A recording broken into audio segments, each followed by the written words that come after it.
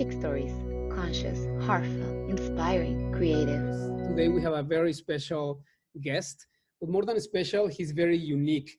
Unique in his talents, in the way he approaches life, universal wisdom. And today we're gonna go through this process of discovering who Matias de Stefano is, not at a cosmic level, the way we're used to seeing him, but also at a very personal level. So we're not gonna introduce him ourselves. We're gonna let him introduce himself and tell us, Matias, welcome. Thank you so much for joining us today. And we would like to know in the beginning, who is Matias de Stefano? What are you doing in this lifetime? What is your purpose? Why are you here? And anything that you want to say to introduce yourself to our audience. Okay. Well, thank you for inviting me. And well, I am 32 years old. I'm from Argentina, from a small town in Argentina, and I was raised in a agnostic house, no spirituality involved at all, nothing. And but even though my essence was that I was able to remember everything that I have done before I was born, and my whole family thought that for me that I was a very creative person. So they let all these things to be expressed because they didn't think that it was like spirituality.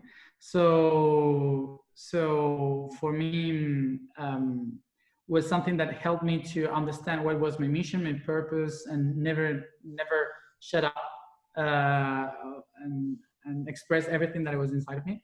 And that's why I recognized that I was like remember, someone that has come here to remember. And I used to say that my essence, my mission, and my purpose in my life is that word, which is remember, which comes from the origin of the word remember, which is bring the memories from the past.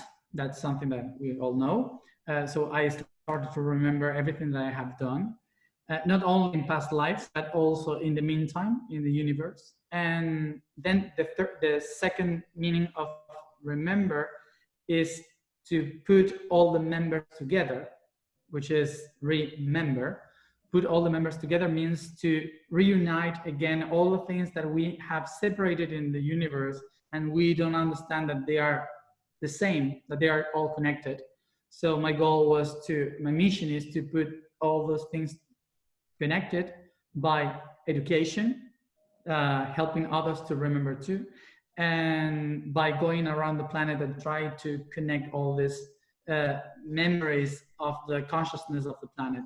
And the third meaning of this is the I am, because the Latin root of the word remember is recordis, which in Latin means go back to the heart, which is to the core. So so the third one is the purpose, which is to remember the I am, which is the most important concept of the universe. So I guess that word is a resume of who I am and what I am here. Wow. Now, at a more personal level, at what age were you sure that you were unique in that way, that you could actually remember your past lives, maybe even future lives? When did that happen? At what age? And how did you feel when you knew you were different? I kind of knew that I was different when I was 6 or 7 years old, because even though I was a kid, my life, everything that I was experiencing and living was very different from the perspective of my other friends in the neighborhood.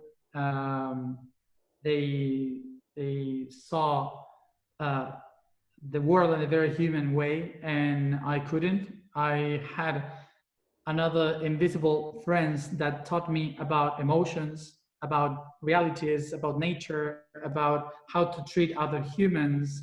Even if I was living a normal life, because I had a normal life with my friends, playing, blah blah blah. My other friends, the invisible ones, when I was alone, they were trying to teach me things, help me remembering, help me to understand the world. So I guess since I was 7 years old, I just knew that I was weird, and but for me it was normal. I realized that I was really weird and different from the other ones. Maybe when I was 12, because I start to suffer the reality that nobody else could understand what was going on with me. So I thought that was something normal for people, and I saw when I was 12 years old, I started to remember the most. I just saw that was not normal, and of course I lived all the bullying stuff and all these things because I was a weirdo. So in many ways, so I guess in between the 7 and 12 years old. Okay. And let me ask you, so you mentioned that you remember all your past lives. And since we're talking about remembering, and in your videos, you mentioned that you feel, no, not that you feel, that you remember that you have extraterrestrial past lives in different places. Also, you remember being the guardian of the Akashic records, or one of the guardians of the Akashic records. I just don't think I have ever heard you talk about future lives. Do you remember anything about your future lives? Yes, I do. I do remember some of the things from the future. Yes, did. Last week I had confirmation about that. That was amazing because I kind of knew that I had these memories from the future, but never had the specific confirmation of that. And so I guess this Saturday or Sunday, this past Sunday, I had like a big confirmation, and it was amazing for me. So yeah, not only from this planet, but also from another planet. The thing is that in the universe and space, time is very difficult to explain of how we receive time. So when we say future and past for the universe, is not that, is Right. is different. So it's not that I remember my past lives or my future lives, but it is that I remember a different perspective of myself in different levels of vibration, which is kind of how the universe is. Right. Now, as we know, time is an illusion, but on the third dimension, of course, linear time helps us justify our process, right? And you're right. Past and future in the universe is not the same as we perceive it. So remembering your future lives, would you say that some of the guides or even your imaginary friends, like you described them in your childhood, could be you in the future or in a different dimension just guiding you? Yes, of course. Yeah, and it's normally like that. To understand how this works, we should think about the origin of everything. When you go to the origin of the universe, you will have something for that. There was nothing before. And if there was nothing before, there was only ahead. And if there was only ahead, so the future was the only thing existing. So this means that all the perspectives, all the possibilities existed before someone lived those perspectives. So it's a projection. So this means that everything that we call masters or guides or archangels or beings from the universe that give us messages, they are beings in the future. They are not beings in the past. They are beings that are the projections from the very core of the universe. And then there are some spots of the universe that decide to live the present. And by living the present, which is deciding a path in the future, they create patterns. And those patterns are called past.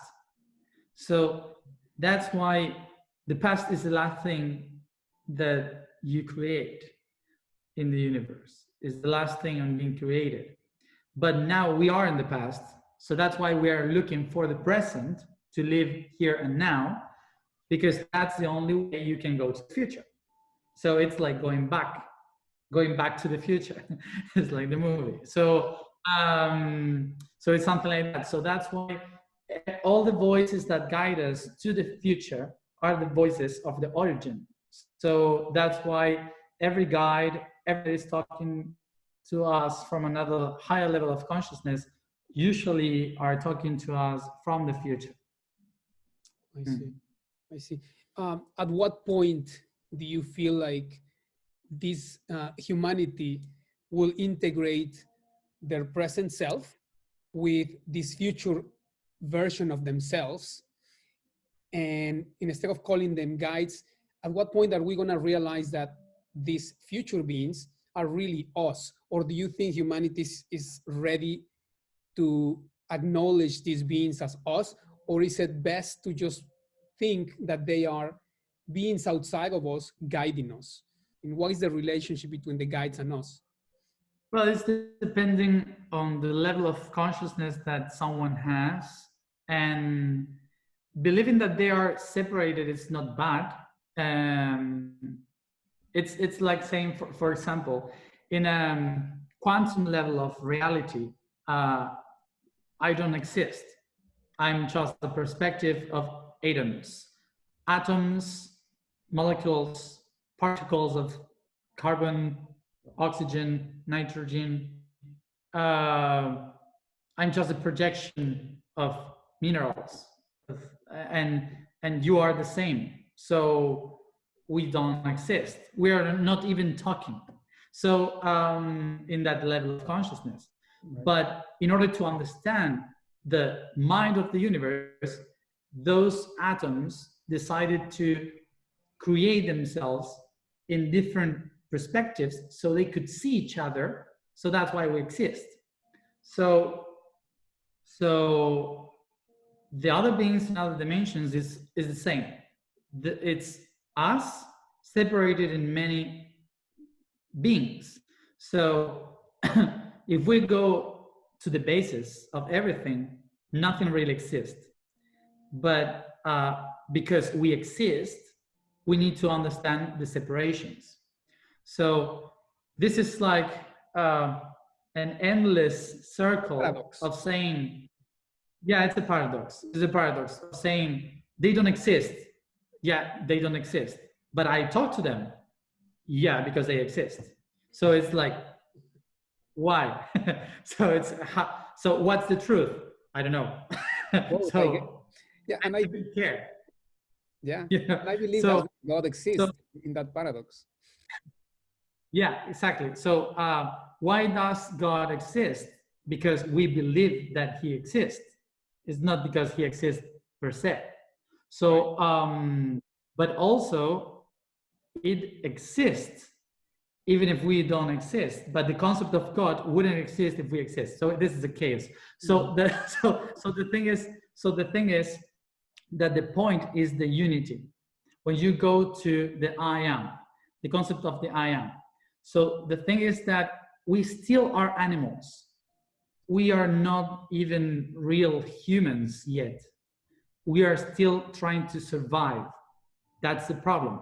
So in a world that a human fights for food and house and money and to have resources to survive every month, so that means that we are still living as animals because we are still ruled by our main brain that is surviving, that says you need to survive, you need to eat, you need to sleep, you need to be comfortable in a house and be safe. So eat, sleep, and be safe. That's the most important thing of an animal.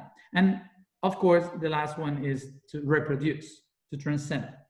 So we need to do that, and it's something common to every one of us.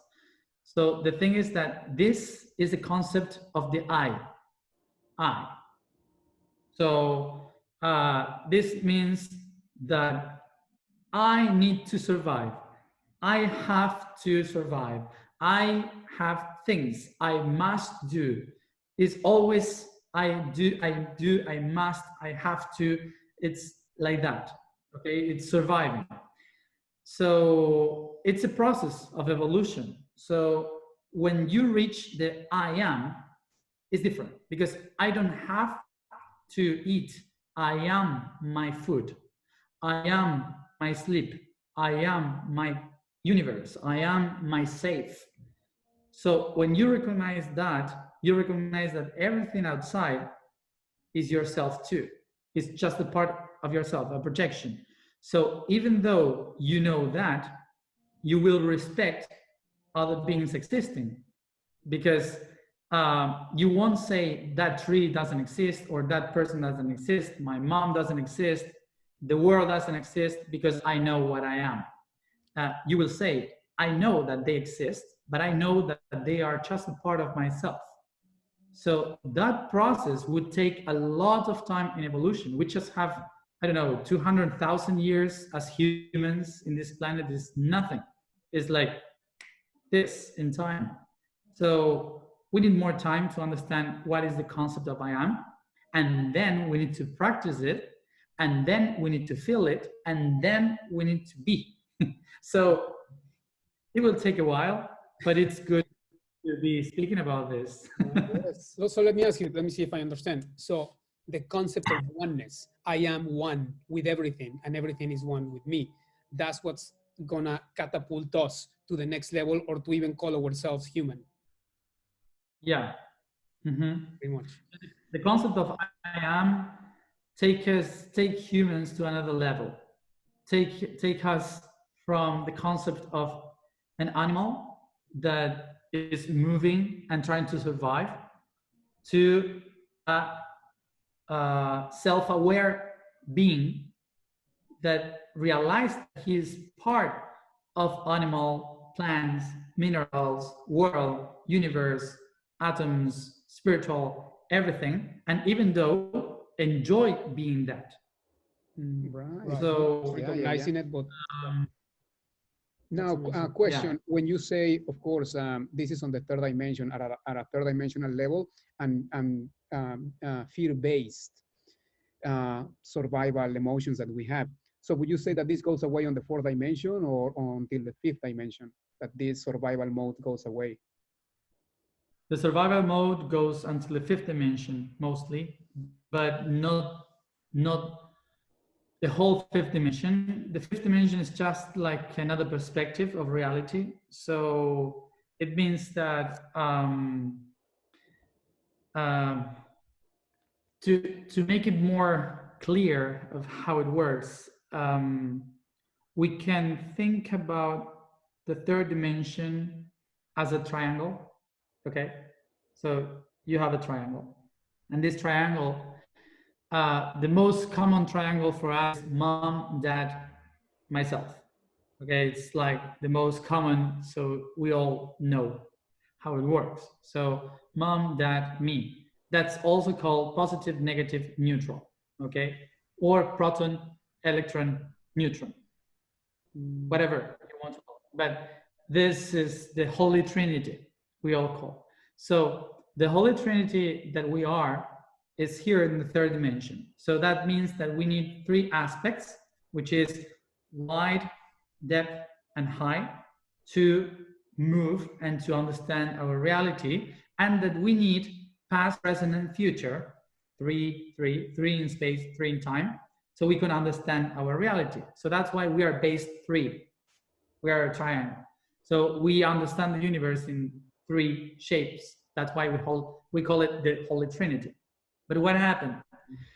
Then in the 4th dimension, you add another one. You add another point that watches all this process outside from the process of being mom, dad, and son, and looks to this as a whole process. So it doesn't have time because it's outside the past, present, and future. It's another time that we call eternal.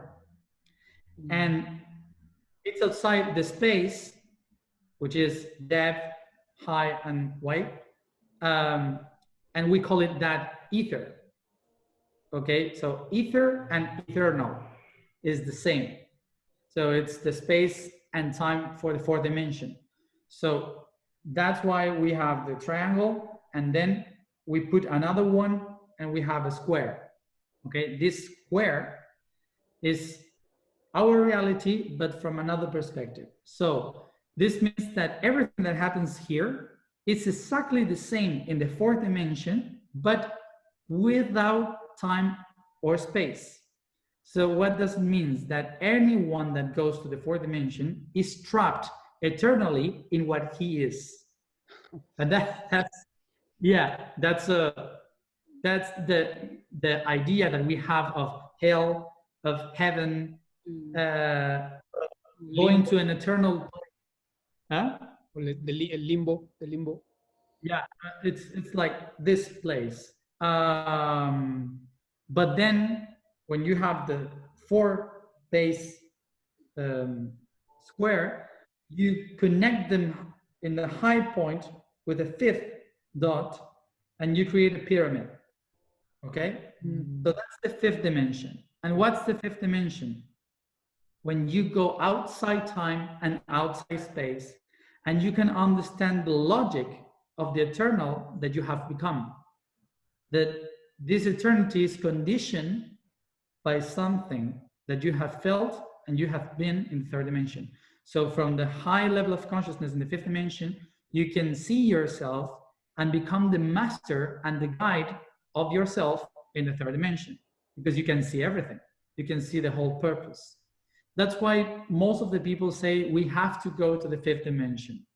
But it's not like easy. It's not like that. We are not even able to solve the problems of the 3rd dimension. How can we reach the 5th dimension? It's not like something like that. It's you need to work a lot in order to realize that this eternity and these limitations are bounded by who you are here. So that's why you have to transform yourself here in order to project in the 5th dimension a more aware being of who you are.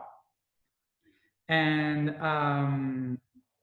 that's why most of the people that are trapped in the low emotions like fear, hunger, all that, cannot hear the guides from the 5th dimension because they are bounded to this dimension. But when you start to have a crisis and you split yourself and suddenly you say, I don't care if I die because I am eternal, suddenly something starts to be like this, and you start to hear the voices of yourself in the dimension saying, now you can.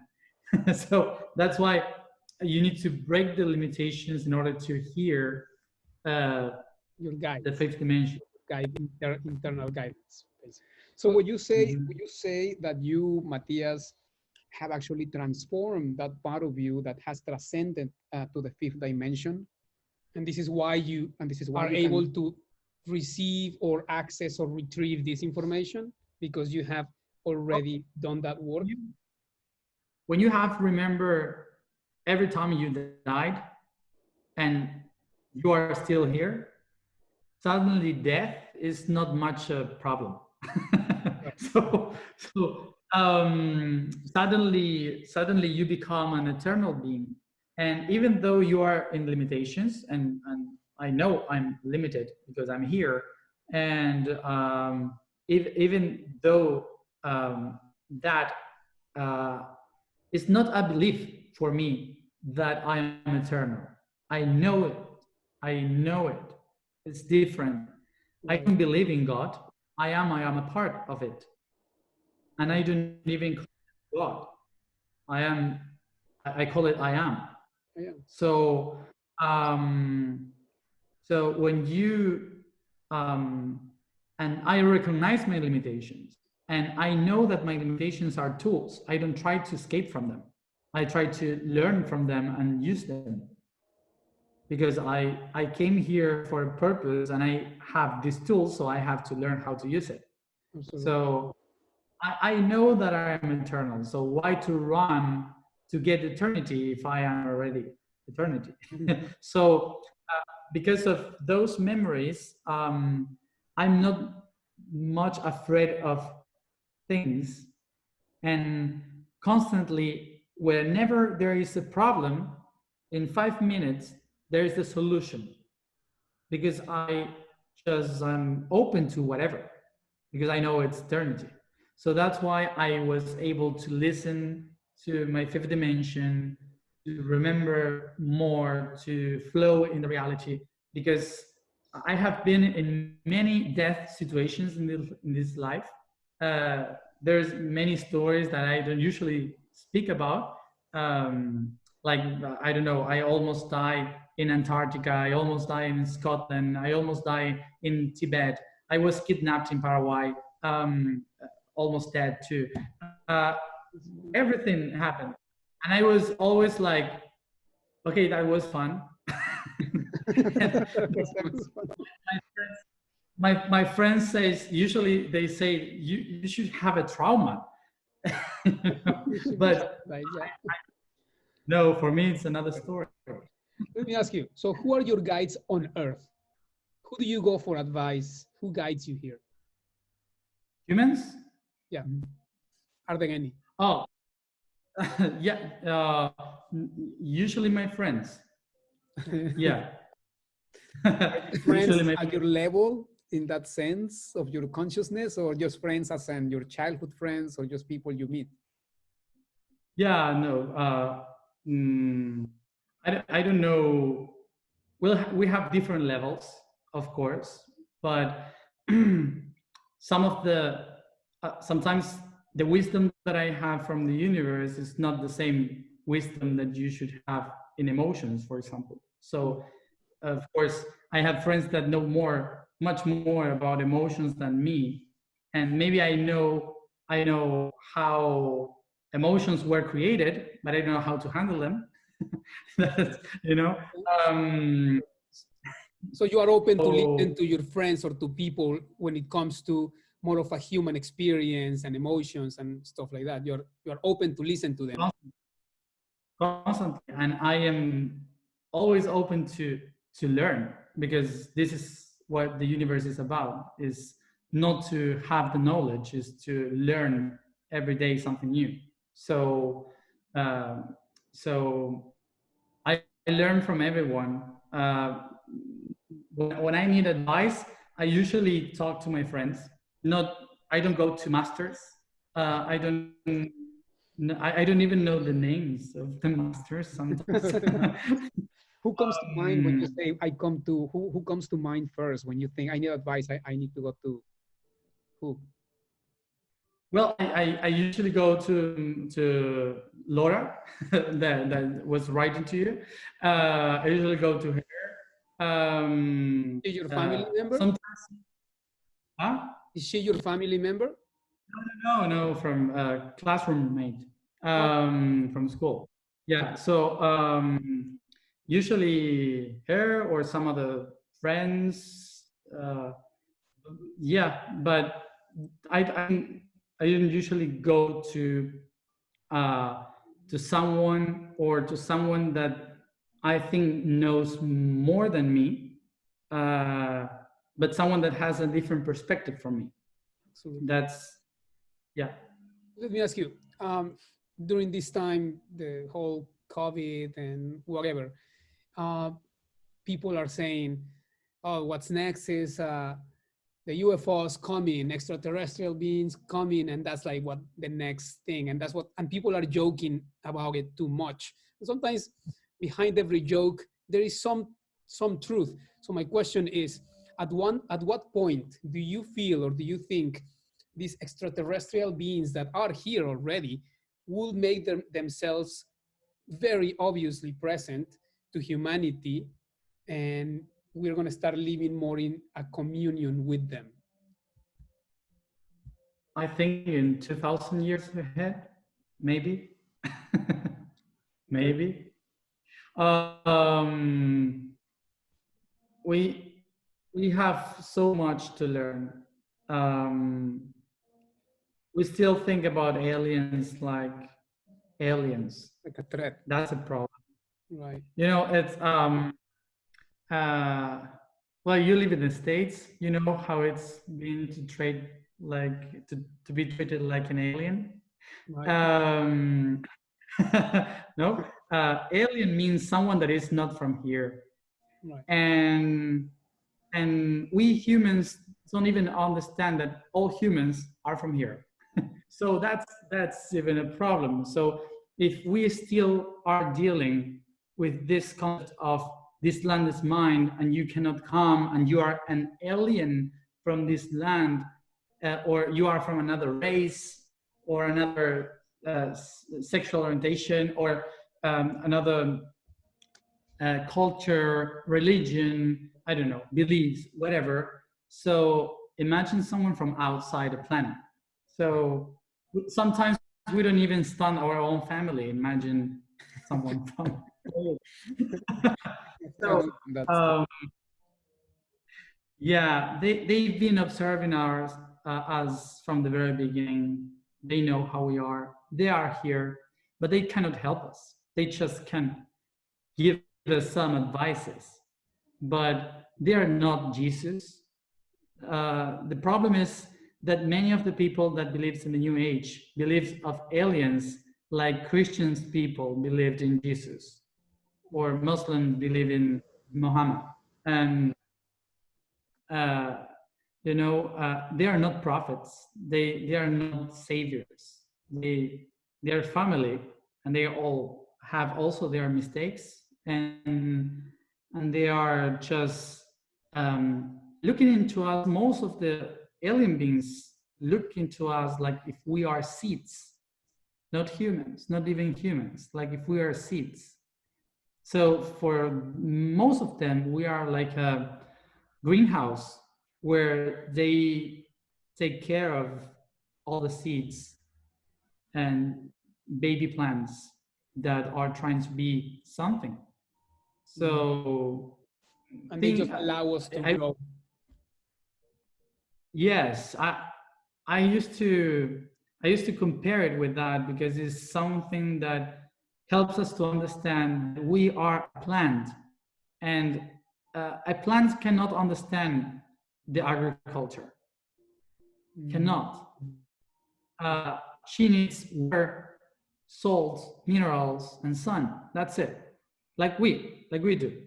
So sometimes someone comes and give us water and give us some minerals, and we grow up suddenly faster because someone put something more, but we have no idea who he was. Well, it's them. But the plant cannot see humans like humans cannot see them, but they are here watering the plants. Wow.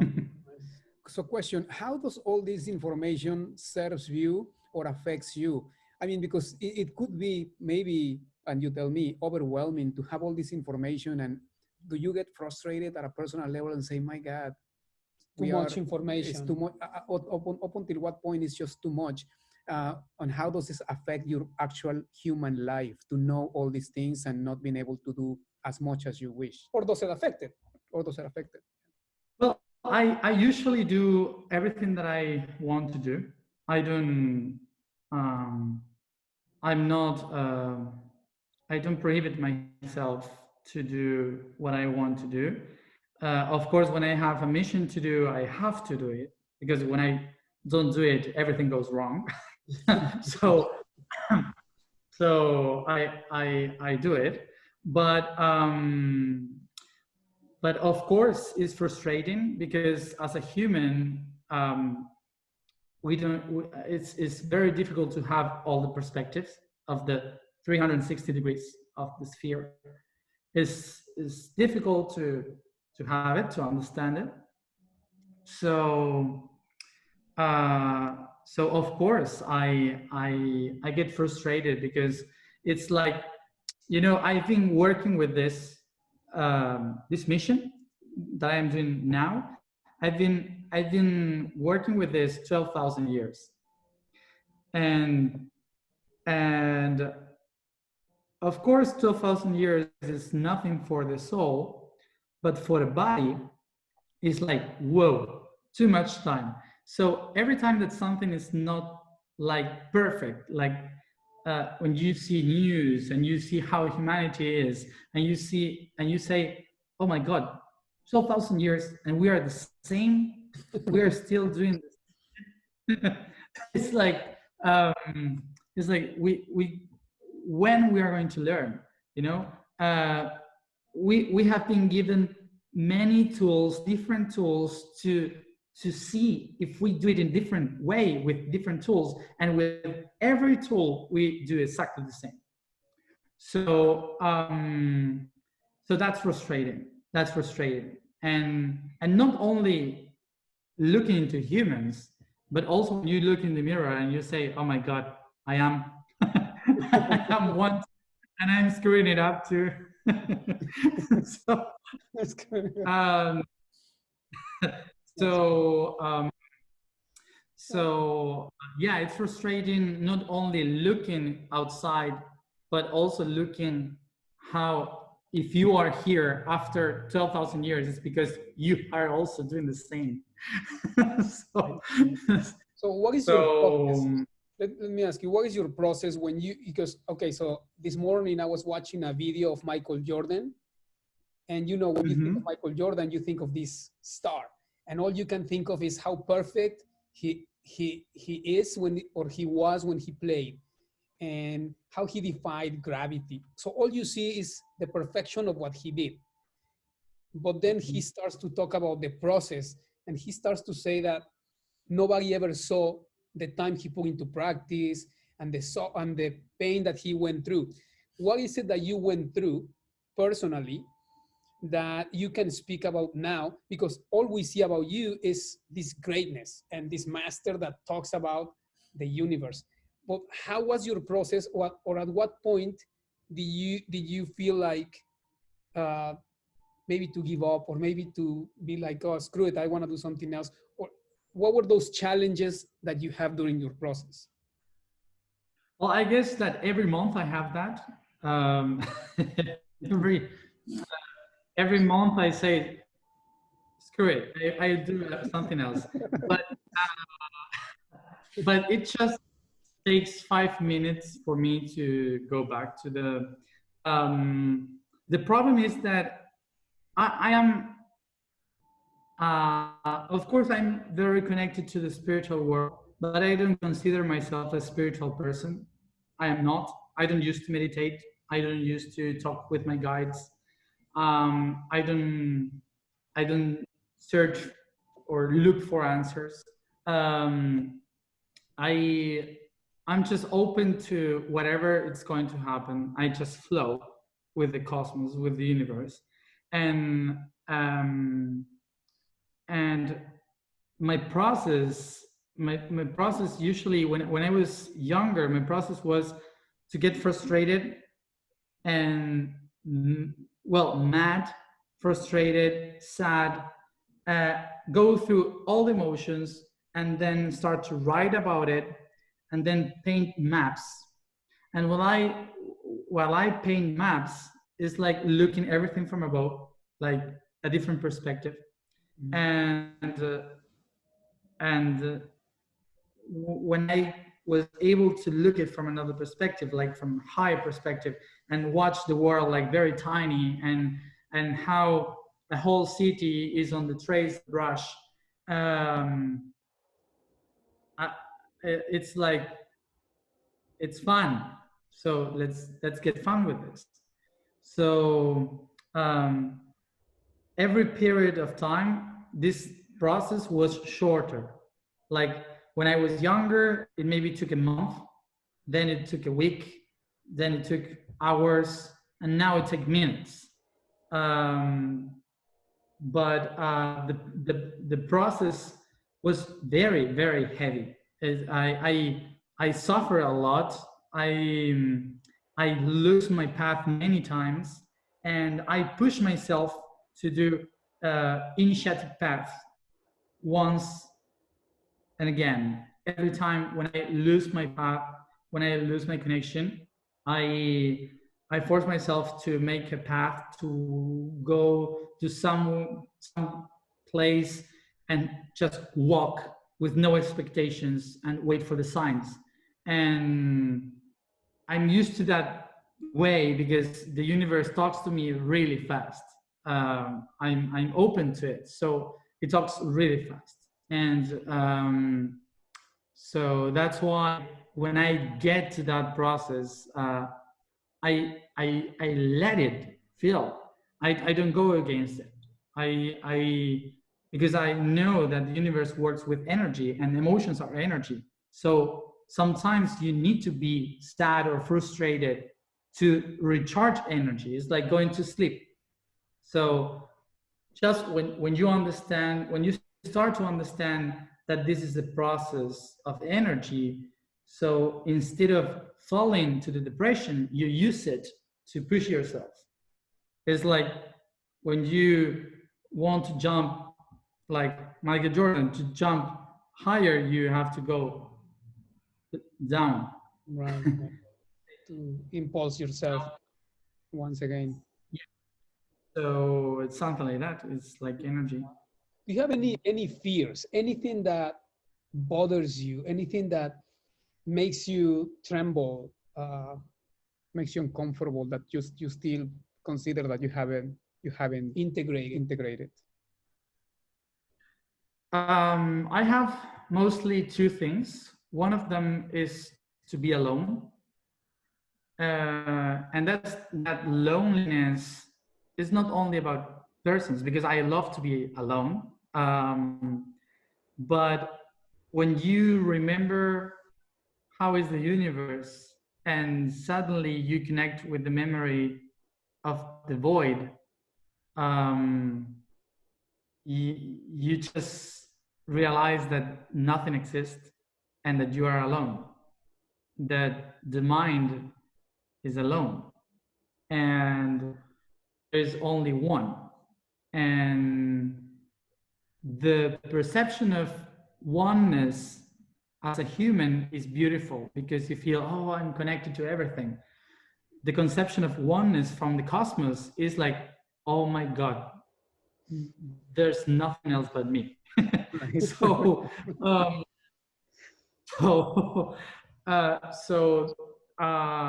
that scares me. That scares me, and the fear that comes with that is the nonsense. Is the is everything that I do? Does everything that I do worth it? Or I can go to the beach and anyway, nothing will happen. So my fear is sometimes see that I am doing all this and maybe I could be doing something else, but I'm not in it because I believe what I'm doing, I feel what I'm doing. But the fear is, and what if all this is not true? What if all this, it's an illusion? It's an illusion. And my mind says it is. My mind says it isn't. So go and play with it. And my soul says, I don't want to play with it. I need a meaning. I need that this has meaning. And the spirit says, okay, if you want to put a meaning, do it. So this is one of the fears that my soul has, not my spirit, but my soul is constantly Thinking about. concerned about. Okay. Yeah. So since you mentioned it, can you just quickly define spirit and soul, like the difference? Yeah. Spirit is, there's many ways to describe the spirit, but let's say that the spirit is the mind, is the eternal existence, is the essence of everything.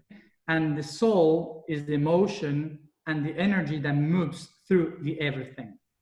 So another way of understanding this is like the spirit is the vibration, the soul is the energy, and the body is the matter.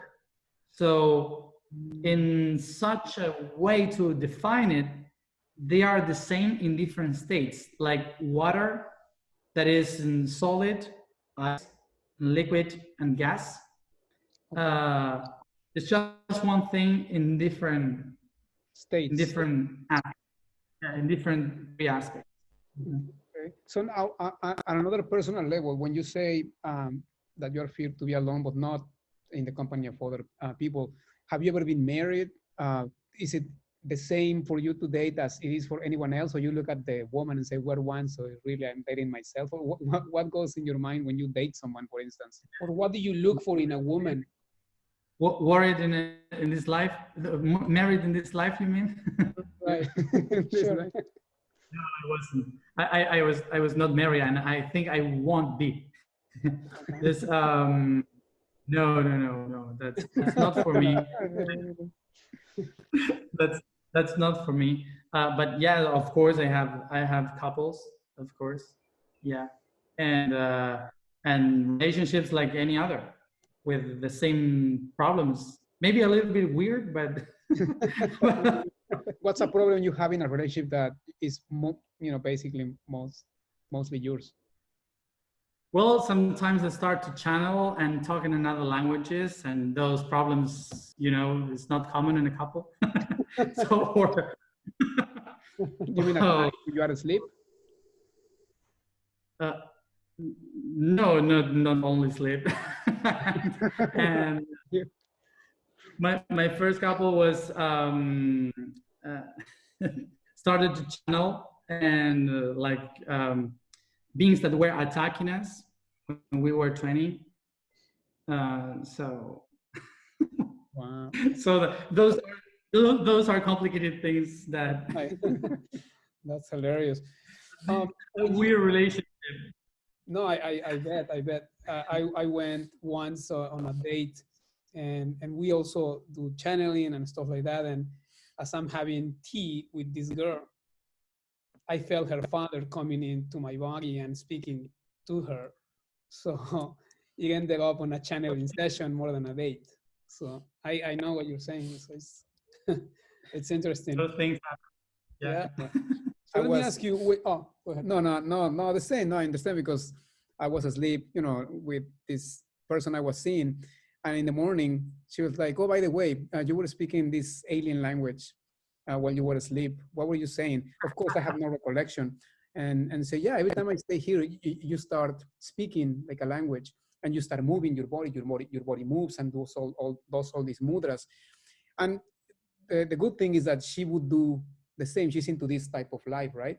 But she's been the only one, because other people, they just think it's just weird. Like you said, they just think it's weird and they just go away. Like sooner or later, they just go away. So yeah, of course. Yeah. Anyway,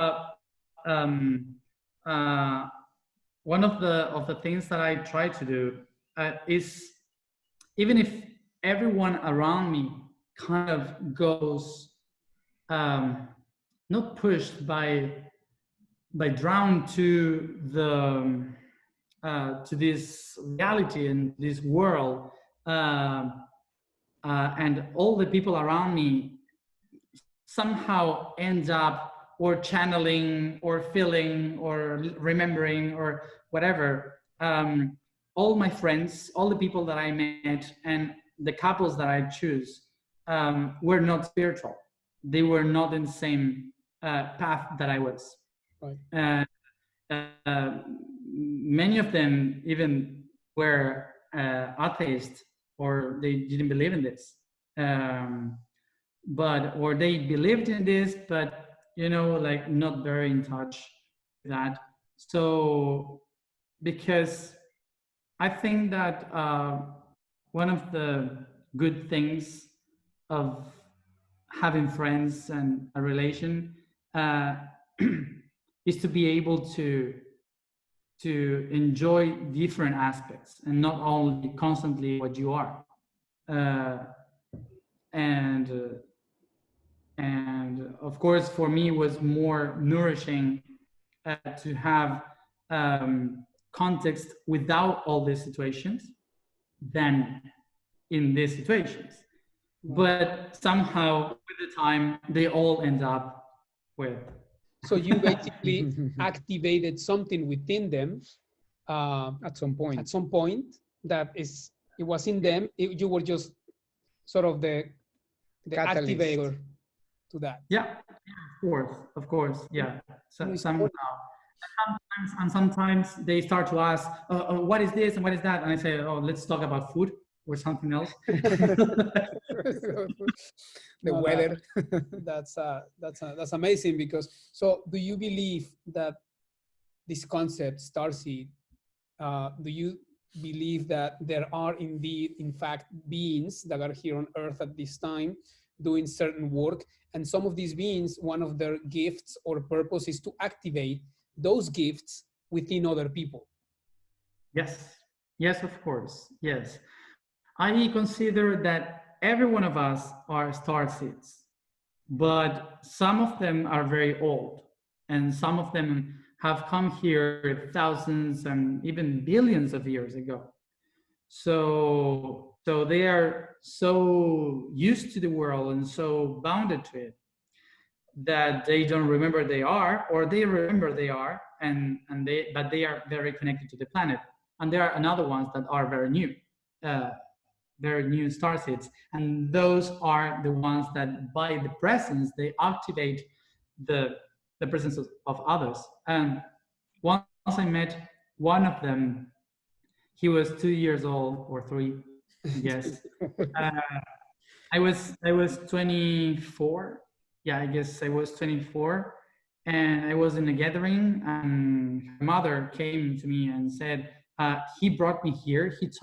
He showed me your picture in the internet, and he said, I have to talk to him. He was 3 years old. Wow. And he barely could speak, of course.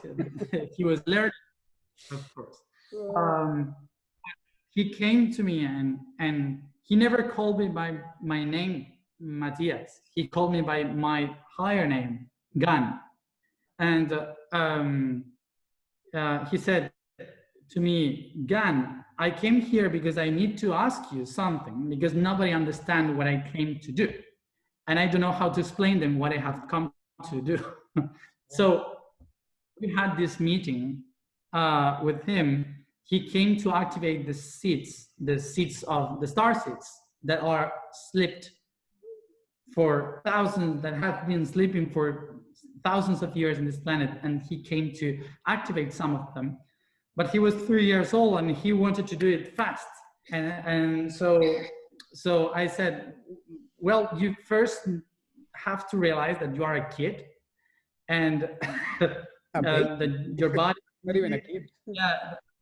So we started to talk in this level, well, there is a process until you're 7 years old. You need to understand the emotions so you can explain them after, in the next 7 years, how to be related with them, because otherwise it would be weird when you try to activate it. You have to ask them before. So we start to ask like a teen from another dimension, right, explaining someone new how to do his work, and he was like taking notes, like, okay, so first of all, I have to learn how to speak.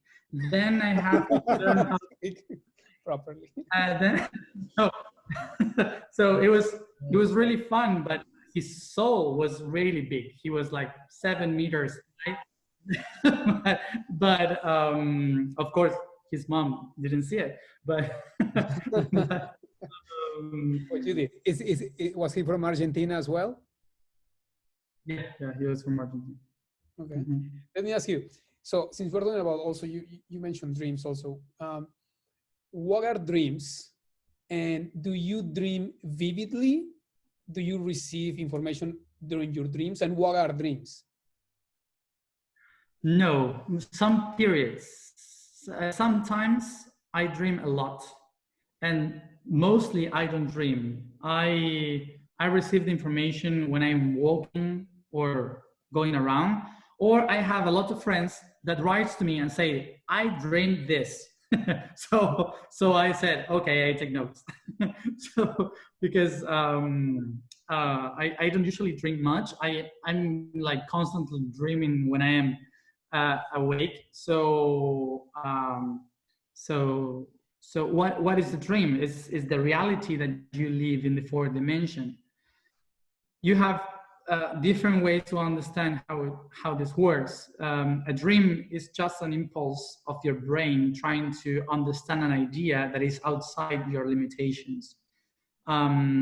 So all the energy and information that is outside you, that is in the fourth dimension surrounding the being, is in the fourth dimension, and you can achieve those this data by sleeping. When you sleep, the brain is more perceptible to receive those information. So the thing is that data from outside is encoded into images that you have already in your brain. So that's why dreams are really weird, because that information from the outside is trying to be understood by the tools that I have in my brain right now. So that's how kind of works a dream. But when a person is constantly dreaming, like daily, and sees everything like a dream, so the brain is more used to do that work when you are awake than when you are sleeping. Oh, I see. So for instance, like I used to dream a lot that I was in danger, and something, even a monster or a gang of people would chase me to beat me up or to eat me. And then I would start to fly and just get away. And just like literally, I knew I could fly and I would fly. What does that, do you think it means? Well, a dream, the mind tries to pick ideas that you have to describe situations. So a monster is like a trauma. It's something that you are not willing to face. And in order to not to face that thing, you go into imagination, or like imagining other things, like inventing new realities, like covering that. So when you fly in a dream, most of the times usually means that you want to escape from your reality. So you want to be in another level. You want to escape from the things that you have to see and solve in this material. I used to dream too that I was flying, but every time that I took flight, I was not a human, I was a bird. And I couldn't fly like a human, never. I always have been a bird, but there were so many cables in the streets that I was stuck there. With the time, I understood that for me, I couldn't recognize myself in my subconscious as a human. I couldn't understand that I was a human, and for me, I could be whatever I wanted. So when I fly, I become a being that flies. I don't need it to, but also it was not to face the reality that I was a human, and that I was afraid of being entangled in the reality that I have created myself. So that's why I could never reach the skies. I was entangled in the network, and I work with the net. I work with the network of consciousness. Right. So my greatest fear was to not being able to escape my own creation. So when you fly is because you want to escape something or to see from a. That's let me ask you, do you have any dreams, any personal dreams, something that you want to achieve, a goal, something that you are working on? Yes, of course. Yes, my personal dream is to work as how do you say? I wouldn't say politics. More society. Like an ambassador? No, I would like to use everything that I know to be applied in governments and to change people's lives in different areas, but not as a politician, because for me, politics is like very old. It's something that we don't need anymore. So I wouldn't say politics, but something like that. That's my dream. Your personal dream. To make all in society, in nations. Okay, like when we say in Espanol, embajador de la paz, embajador de la salud, like an ambassador of health, ambassador of peace, ambassador of, sort of like that, like a representative of that, of change, of. Maybe is like a name for it. And what are you doing to achieve that? Well, at the moment, what I'm trying to do is to first focus on myself and try to be as much as coherent as I can, because I cannot represent or help others if I don't know how to be coherent with myself.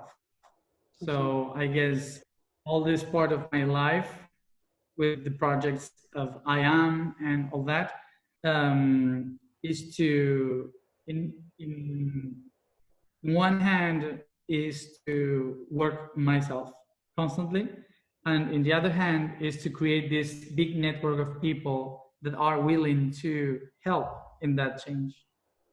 Now, when you were mentioning earlier to becoming that which is your desire, would you say that what you are working on currently to become coherent and embody coherence, what do you think you are missing to embody that coherence that you are seeking for? I don't know. What's the missing thing that you don't think you're there? The what? To achieve coherence? Yeah, because you're saying you want to become coherent, more coherent. But what do you think you are missing to become coherent? Like, or what is that part that you still need to work on to become coherent? Well, of course, to handle emotions and to have more will, because I'm a person with a lot of will to do some stuff, but zero will to work in myself, and that's something that I have to work with, and of course to be balanced between body, emotion, and mind, and that's sometimes my mind wants to do something, my emotion wants to do something else, and my body just wants to lie in the sofa.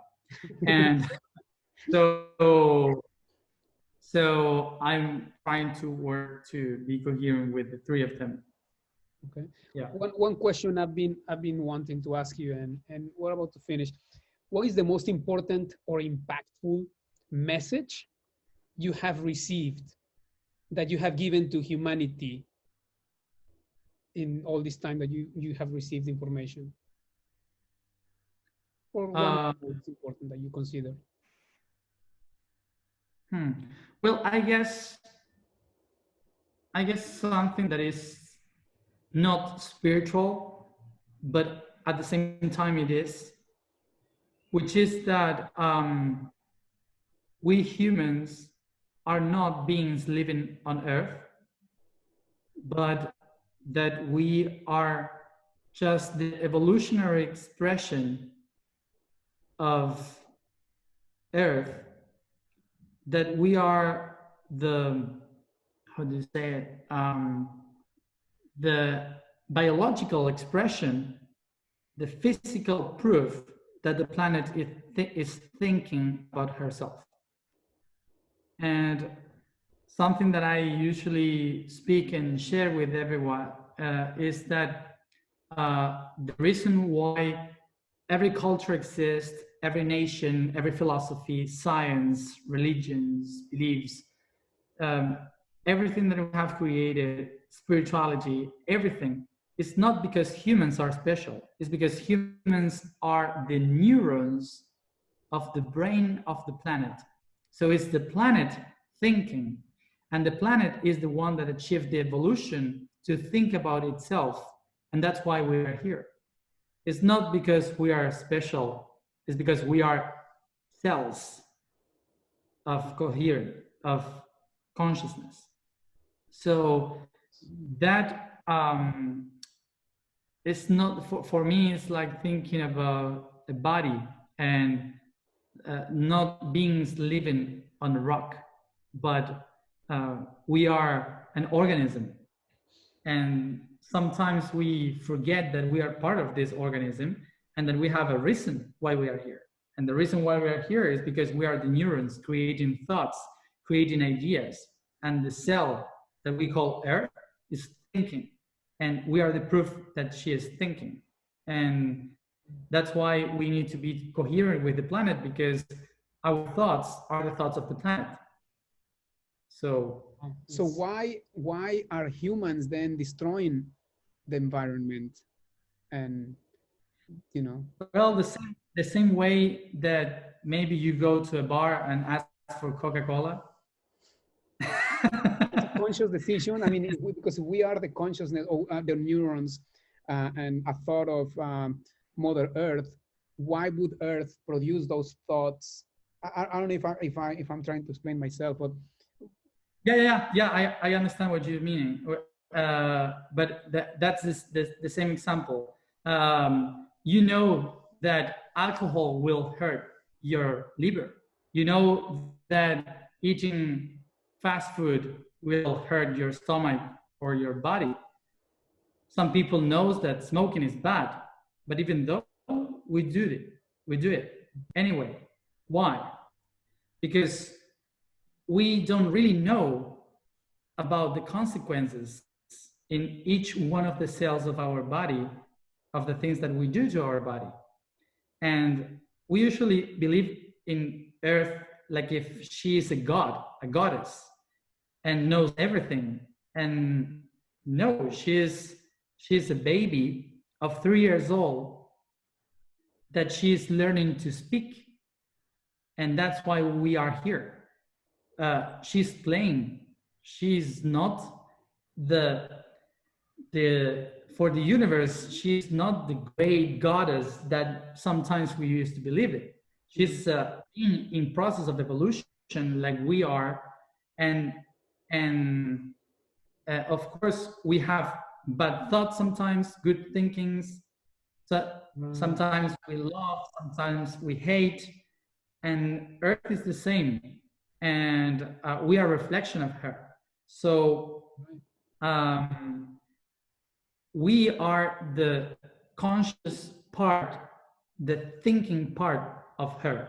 So as much people we think about being balanced in the world, is that Earth realizes that she's hurting herself. It's not humans hurting the planet. It's she hurting herself because she created us. We are her thoughts. So because of that, we need to change the thoughts so we could change the way we live. And I think that that's why biology is so important to understand our process. and not spirituality, because our spirituality is bounded to the beliefs of religion. And religion believes that there is a good thing and there is a bad thing. And this bad thing, we should avoid it, and the good thing, we should go for it. And there is punishment for the bad things, and award for the good things. And that's religion. That's not true. That's a way in which we find balance, to understand what is balance. But balance is not taking this away. That's not balance. Balance is to understand why they both exist. So, so that's why we call this the victim and the victimary. You know. So sometimes we say we are killing the planet, but sometimes when the planet is killing people, it's like we are the victims of the planet. So that's another religion perspective. The planet doesn't know that she is killing people. Right. It's like the same way you don't know that you are killing cells every time that you go and eat fast food. Right. You know, Crazy. So it's the same way. So let me ask you, and again, we're gonna finish in a bit. There is a video where you speak about having done ayahuasca, and the only reason why you did it was because there was something that only the plant could give you the understanding, and that your guides have asked you or invited you to do it, and that you accepted the invitation. So basically you did it. But you don't talk about what was that message that you needed to receive. You just mentioned that there was something and that you experienced a message, but that's it. You didn't talk about the message. Could you talk about that message? Yes, I had become very, very human. So the day they told me to take ayahuasca, it was in Miami. Specifically, it was what? In Miami. I was there in Miami. Ah, yeah. You did ayahuasca in Miami? And I no. Would never. No. Well, thanks. I know what you mean with no. No, I would. I was in Miami for a project. And it was a society project trying to do something for. As I said, I want to work with society, the change of society. But I was so deep into that I forgot about myself, and and about to all the inner work that I have to do before doing something for society. So we were trying to interview people that were in Florida, so that's why we were in Miami, and about society, about projects and stuff. And we were on the street, I don't remember where, but it was 2 blocks from the beach. And I just turned the corner, and there in the corner, there was one of my guides from another dimension. And I was like surprised. And he said, what are you doing here? So it was like well, I'm working. And in the streets alone, so I felt comfortable. So nobody was looking at me, but I was talking with nobody there. So so I was talking to him, and he said, you have become so human that you are lost trying to make a purpose before you understand your purpose. So you don't have time to lose doing this. You don't have time to do this. You need to go back to the source and understand that. So that's why he said, because you are so rooted to the planet right now, the only way you can achieve that speed to go up is by a route. And I said, wow, what route? And he said, ayahuasca. And I said, no, I won't do it. So about this, yeah, we've been discussing about this like a month, and then I did it in the Andes in Chile. Okay. And to make a resume of the message was that I have forgotten who I was supposed to be and what I was meant to do, and I was pushing so hard to do something that I was not supposed to do at that time, that I wasn't listening to my higher self. I wasn't listening to myself, and I was denying my spiritual reality. I was like, I don't want to have much connection with this, because I want to do something more practical, not meditation. So, but the ayahuasca opened my eyes in showing me that is that meditation that will help me to, is that spirituality that would help me to achieve that. It's not the common way I will achieve that goal. So don't think common. That's what he said. I see. Okay. So meditation And has actually catapulted you to transcend in your mission, actually. yeah. So do you meditate every day, or how often do you meditate? No, I for her, meditation was to make the path around the world, to go and to seek the parts of myself that are spread around the planet.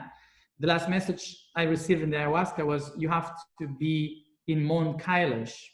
And Mount Kailash, this Sunday, the eclipse that we will have this June 21st, it will be in Mount Kailash, the most hard part of the eclipse. And I was supposed to go there, and I went there, and I did all that, the path that the ayahuasca told me to do. And it was like opening my eyes again. So I realized that by walking the planet, by connecting with the rocks, with the mountains, with the trees, I could learn more about society and humans than working with economics, politics, and education. So I started to listen more to the trees and the rocks than humans. Yeah. Just to finish, can you give any piece of advice or piece of wisdom, something that you want to share with our listeners and just with people on how to become their dream? Because see, you are living your dream, you are doing, you're living your purpose, right? And let's say someone that wants to do what you do, because there are a lot of people that are trying to become this being that can travel and do what you do, they just don't know how to do it, or how to give a message. What advice would you give these people to find their purpose? Well, the first thing is try not to do whatever others do. And that's the main thing to understand. Because usually we try to compare our success with other success. And that's a problem. Even more there in the States, that competition is something to reach the other's prize, compare to the others. That's one of the biggest problems, because we have to think that every human is like a different tree with different flowers and different fruits. So imagine a tree of lemons trying to be a tree of apples, and the tree of lemons, she wants to have the best apples and wants to become an apple, would never do that.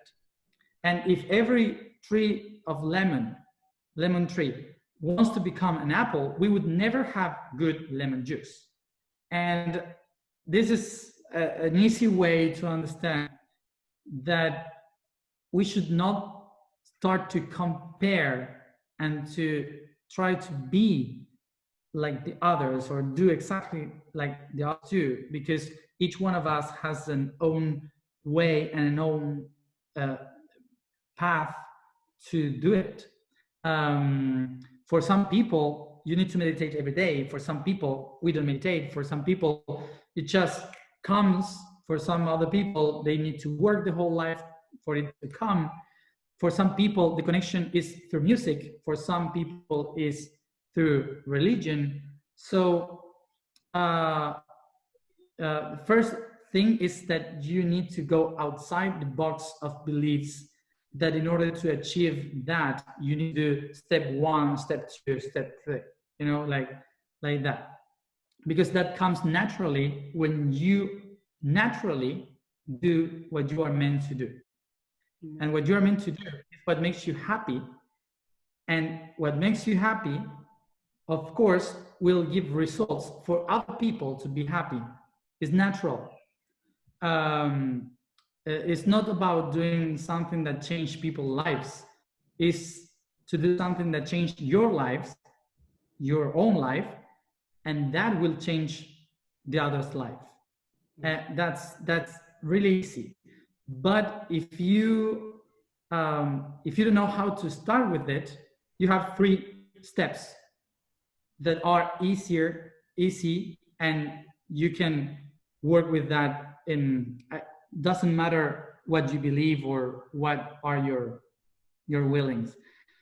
One is for your body, the other one is for your soul, the other one is for your spirit. The first one is, I guess, the most difficult one. The most difficult one for most of the people, even like me too, it's difficult for me too, is eat different, eat better. The food is the base of enlightenment. It's not meditation, it's food. And why is that? Because it doesn't matter if you meditate a lot or not. What matters is what you are for light. We have to understand this, that enlightenment is not something up. Enlightenment is the movement of the electrons in your body. So the electrons exist creating molecules. The molecules create all the bases of the DNA. The DNA are encapsulated in the cell. The cell has cytoplasm, and it's created by the water and all the minerals and all the products that come from outside the body, which is food. So in order to change the vibration of your body to be higher, you need to change the vibration of the things that you put inside your body. It's easy. So if you want to be more enlightened, you need to eat more light. And the way you eat more light is leaving the animals and eating more plants, fruits, and seeds, because they make photosynthesis. They know how to create products from light directly. They don't need emotions to do that. So that's a good way to start the process of awakening the potential of light within yourself through body, by food. The second one is for the soul, and it is breathing. Breathe is the only thing that makes a compensation that balance all the energy of your body. As much oxygen you have, your brain is more relaxed. The heart doesn't need to work harder. So the whole system of the body stays calm. That's why one of the most important things that we do when we meditate is to focus and meditate for that. Just working. Remember this, the breath is through your nose, not the mouth. Don't do, it's not by the mouth, it's by the nose, constantly. Breathing in, breathing out by the nose. When you do that, you have to count until as much as you can, like 1, 2, 3, 4, breathing, and then hold the breath the same amount of numbers that you can count, and then breathe out the same amount of numbers that you can count. So every day add another number, another one, until you can put as many numbers you can. And when you reach that number, you will reach the amount of breathing that you need to get emotional balance in your body. So it's like doing, that's I counted 7. Hold 7, exhale 7. No, but it's exactly like 1. yeah. Right? No, it's how much? It's like hold 4, for example, and exhale. It's just soft. Okay. It's one breathing, but as much amount of time of numbers you can count. And how when many you are times breathing do in, you do that? just practice it 5 minutes every day. Okay. Until you can do it for an hour. An hour. Yeah, I wouldn't do that because I get bored. But but just with 5 minutes at the moment you wake up and 5 minutes at the moment you go to sleep, that balance the whole body for the day and the night. And it's just that. And while you think that, you go through every part of your body, thinking about that, how they get relaxed, and imagination. And the third one for the spirit is to laugh a lot. Laugh more than you can. And not only of course, not laughing on other people, but to be able to laugh with friends of yourself when you did some mistakes. I don't know, laugh of yourself and laugh constantly. When you enjoy, you connect more with the higher vibration of the spirit. So simple things and complicated at the same time, but I guess that would help. You know, that's amazing that you say this, because I don't know how long ago I watched a video of you, and you said that the 2 things you should do would be to breathe and to smile. And if you did those 2 things, everything will change immediately. So every time I'm upset or the first thing I do is first I smile. You know, even though I have no reason to smile, I just make myself smile, and I start being conscious of my breathing, and that does ease my process. You know, it makes it. So yeah, that's amazing. And like you said, you know, it's not a matter of never being upset again. It's your ability to come back to your heart center and just come back, right? So it would take months and weeks, then days and hours, and now minutes. And also use the hunger, the rage, all these low emotions, is not to calm them or take them away, is to give them purpose. When you do that, all this energy doesn't go away. It starts to be aligned. So that's the goal, is to use that amount of energy with a purpose. The same energy that creates hate is the same energy that creates love. Exactly the same. But love is energy flowing in balance, and hate is energy flowing in chaos. But it's the same. Would you give an exact example of, let's say you are someone on the highway, cuts your way, flips you off, and you're all upset, all mad. How do you come back right away by finding purpose to that hate that you're feeling? How do you channel that energy purposely? Well, a joke. Yeah. A joke of yourself, laughing. When you laugh, everything starts to balance. That we are not taught to do that. Nobody taught to do that, and the system is really easy to handle, but our mind, our ideas, our beliefs makes it complicated. Yeah. So I guess just to close, in the simplicity is where we'll find the answers, rather than try to look for all these answers very deep. And it's just sometimes in the most simple ways that we can just The come back. the deep things doesn't come when you look for it. The deep things come when you less expect it. Mm, The less you expect the depth of your being, of yourself, it comes. So that's why the simple, the best. And suddenly you understand everything. awesome. How I met so many people that went to many workshops, to many things, meditation, silence, retirements, etc. And suddenly they are just washing the dishes and they got it. and you say,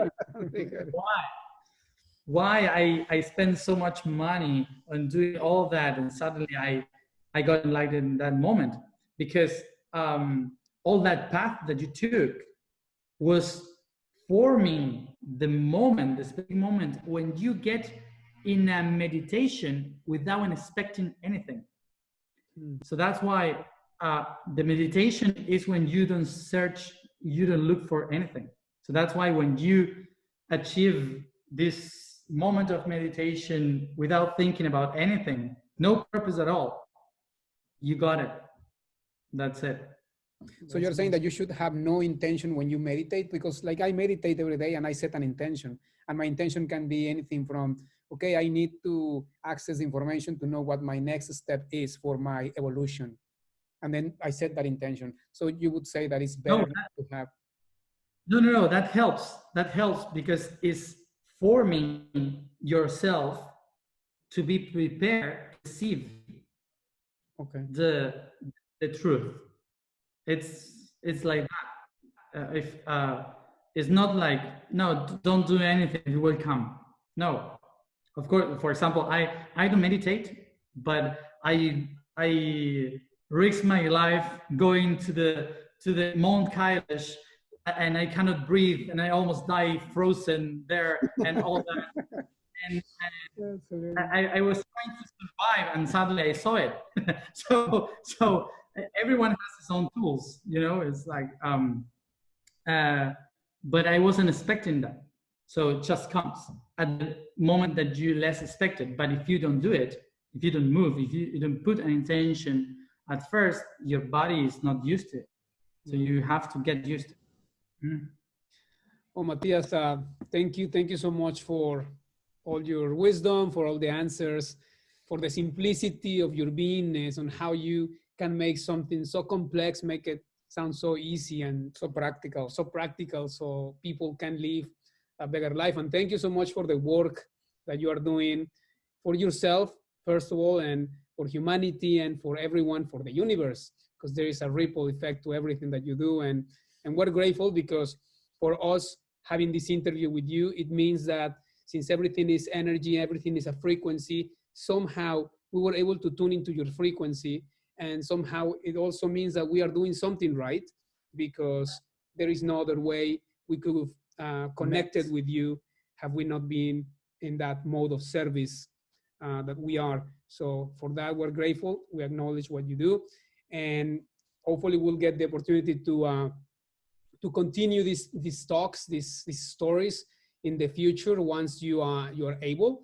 And in the meantime, we just want to wish you the best luck in your project and in your life at a personal level, with your family, with your friends, and anyone that's around you.